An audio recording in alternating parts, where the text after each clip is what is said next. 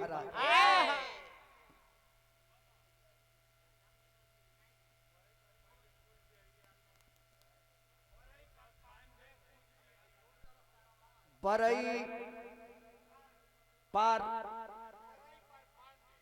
बरई पार पांडे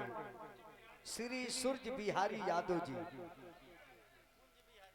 कुंज बिहारी यादव जी 100 रुपया दलबनी बाबू के अभिनंदन स्वागत तीनों नानी कहतल कि महाराज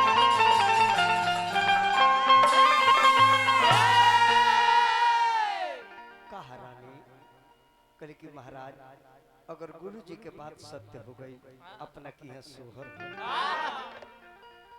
खेलती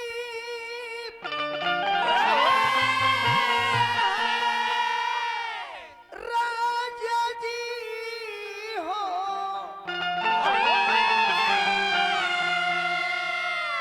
अरे खेलती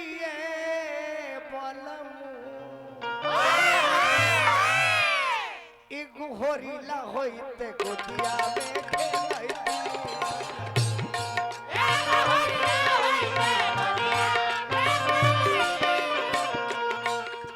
होरीला होइते गोदिया में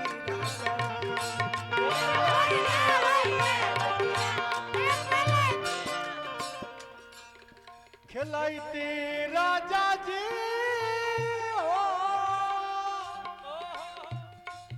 खेलैती राजा जी एगो होरिला होइते गोदिया में खेलैती राजा जी एगो होरिला होइते गोदिया में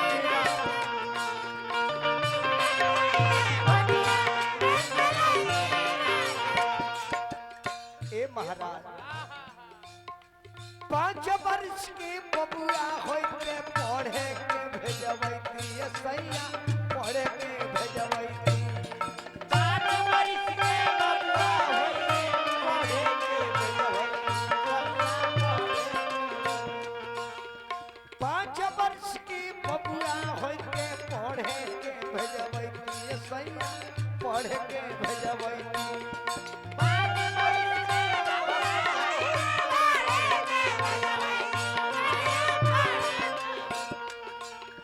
वाल्मीकि के लिखल बतिया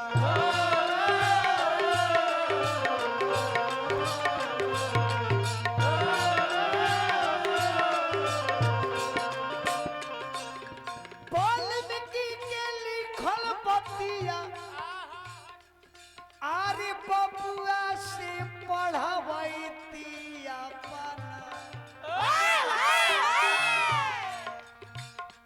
अपना दिलवा के लाला साबू रहती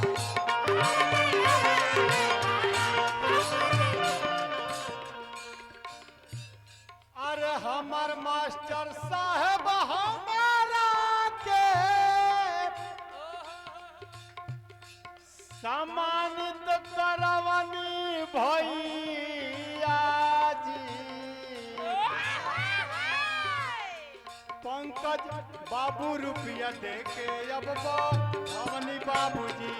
पंकज बाबू रुपया देके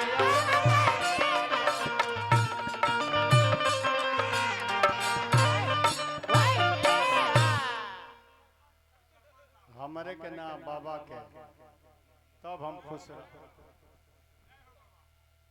वो मास्टर साहब पंकज बाबू पैसा दे के बढ़ौनी है ना रौरा द्वारे हमारा लागवा और भेजौनी भैया जी उ तो हमरे रखा से तारू भैया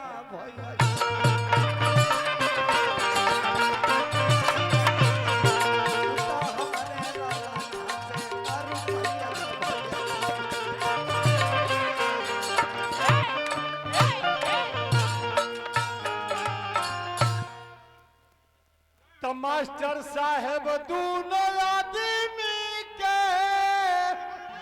अरे समान कईनी जी खेलता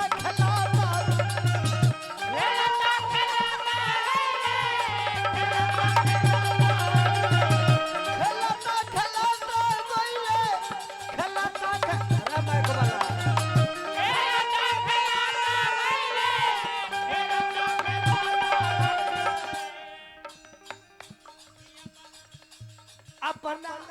मामी जी की गोतिया, मामी जी की गोतिया, अरे लाल बादना हो मामी ले गोल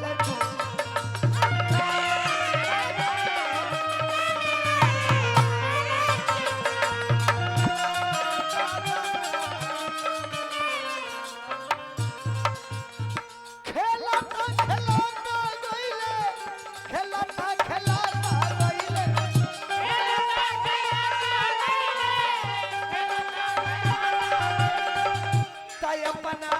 बाबा जी की गोतिया, बाबा जी की गोतिया, लाल बादना हो बाबा ले गोल चुमावा,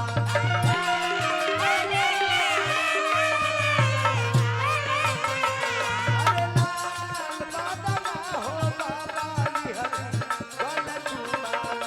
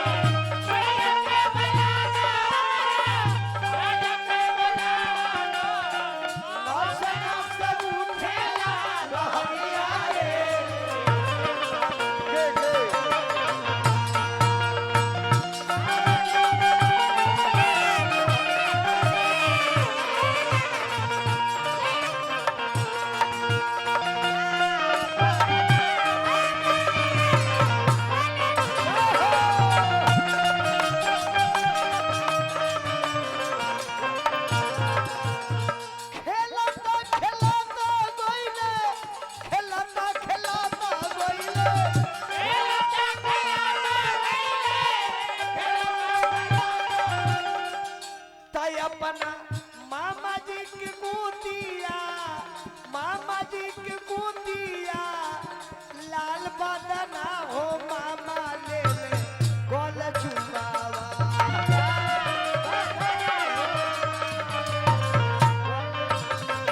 अरे लाल बादना हो